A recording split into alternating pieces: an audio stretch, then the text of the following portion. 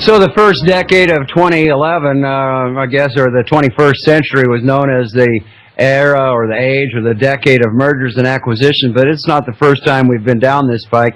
Back to looking at this chart here from business consolidations and mergers from 1895 to 1905, we find that there's just an absolute spike up, a huge spike up from less than 100 in 1895 to about 1,200 in 1899, and it comes back down and it just about flattens out again in 1904. So as we went through the turn of the millennia once before, back in the 1800s, this is when all the revivals came out of the woodwork, and we had all of the people that were out on the streets, you know, looking for, you know, the spaceship Jesus come again, all that nonsense, you know, it comes around every century. But anyway, right on time delivery, just-in-time delivery, the gangster banksters drop it on us again.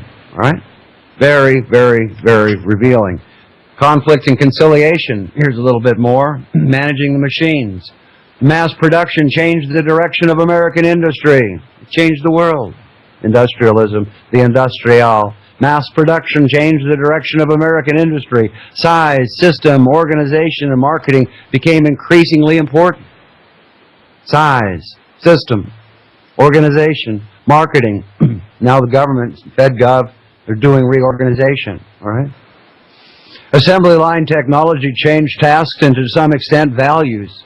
The goal was no longer to make a unique product that would be better than the one before. Quote, the way to make automobiles, Ford said as early as 1903, is to make one automobile like another automobile, to make them all alike and to make them come through like factory just alike. Uniformitarianism. In a development that rivaled assembly lines in importance, businesses established industrial research laboratories where scientists and engineers developed new products. General Electric founded the first one in 1900 in a barn. Yeah, GE. Top of the list these days, isn't it? It's in a barn. Oh, these guys in their barns and garages, you know? I'm calling you out to be entrepreneurs. Get out in your barn, out in your shop. Discover something new and bring it to the marketplace. It soon attracted experts say, who designed improvements in light bulbs, invented the cathode ray tube, worked on early radio, and even tinkered with atomic theory. DuPont opens its labs in 1911, 1911. Eastman Kodak in 1912, Standard Oil in 1919 is the source of new ideas and technologies. The labs altered the life of the 20th century. Jump ahead a little bit.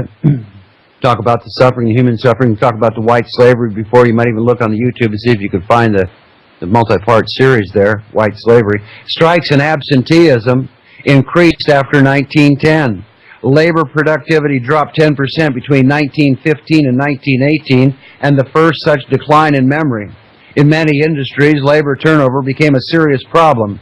Workers changed jobs in droves. Union membership grew. In 1900, only about 1 million workers belonged to unions, less than 4% of the workforce. By 1920, 5 million belonged, about 13% of the workforce. But there were 8 million female workers in 1910, but only 125,000 of them belonged to unions. Most unions didn't want them, and through outright prohibition or other techniques, they discouraged female applicants. Samuel Gompers, Americans Federation of Labor, increased from 250,000 members in 1897 to 1.7 million in 1904. By far the largest labor union organization, it remained devoted to the interests of skilled craftsmen. While it aimed partly at better wages and working conditions, it also sought to limit entry into the craft and protect workers' prerogatives. You go all the way back to the beginning. As we're coming out of the quote-unquote dark ages, as the artisans and the merchants guilds came along. That was the same thing that was going down there. If you wanted to be a shoemaker, you needed to be a shoemaker. If you wanted to be a smith, you needed to be a smith. If you wanted to be a baker, you needed to be a baker. Secret societies, my friends, we've had them from the beginning. If you wanted to be a mason, you better know a mason. All right? But it's the same program. While it aimed partly at better wages and working conditions, again, it also sought to limit entry into the crafts. and protect worker prerogatives. Within limits, the AFL found acceptance among giant business corporations eager for conservative policies and labor stability. Yeah, and you thought collective bargaining was for the laborer, for the wage slave?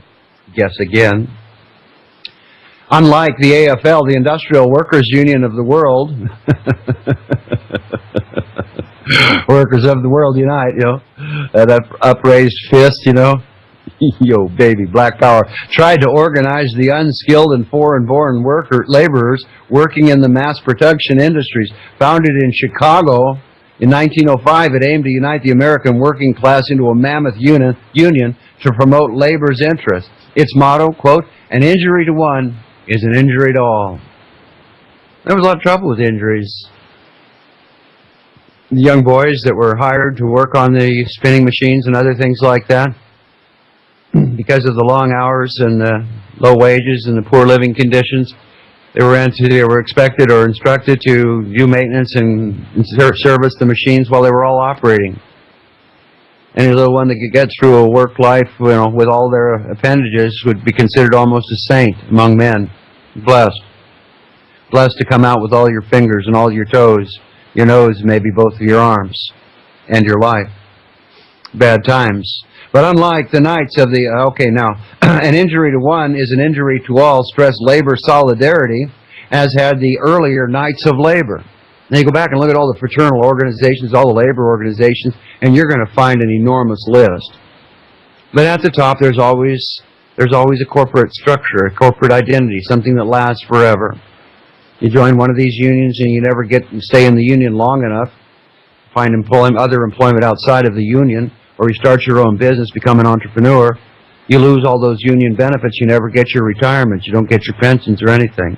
And who gets them? The union. It's a redistribution of wealth scheme, cleverly thought out. But unlike the Knights, the IWW, or Wobblies, as they were often known, urged social revolution. Revolution, baby. Revolution. As Joe Hill, the IWW's legendary folk poet, wrote, "If the workers took an ocean, they could stop all the speeding trains. Every ship upon the ocean they can tie with mighty chains. Every wheel in the creation, every man and every mill, fleets and armies of the nation will at their command stand still." Yeah. A global strike on the 15th? Well, be careful. Choices do have consequences. If you want to join the Wobblies, I guess you're welcome to it. IWW leaders included, quote-unquote, Mother Jones. You remember the muckrakers? We talked about that. Gustavus Myers, himself a muckraker, shared it right out of the Mother Jones little pamphlet there. The muckrakers, give them hell. Well, Mother Jones, a famous veteran of battles in the Illinois cornfields, Elizabeth Gurley Flynn, a fiery young radical who joined as a teenager, William D. Big Bill Haywood, the strapping one-eyed founder of the Western Federation of Miners. The IWW led a number of major strikes. The Lawrence, Massachusetts, 1912. Paterson, New Jersey, 1912. Strikes attracted national attention. Lawrence, when the strikers sent their children, ill-clad and hungry, out of the city to stay with sympathetic families. Paterson, when they rented New York's Madison Square Garden for a massive labor pageant. The IWW leaders welcomed the revolutionary tumult sweeping Russia and other countries. In the United States, they thought a series of local strikes would bring about capitalist repression, then a general strike, and eventually a workers' commonwealth. Be careful. Choose wisely. The IWW fell short of these objectives, but during its lifetime, from 1905 to the mid-1920s, it made major gains among the immigrant workers. Well, had a lot of immigrant workers in America. We've had them before, we've got them now.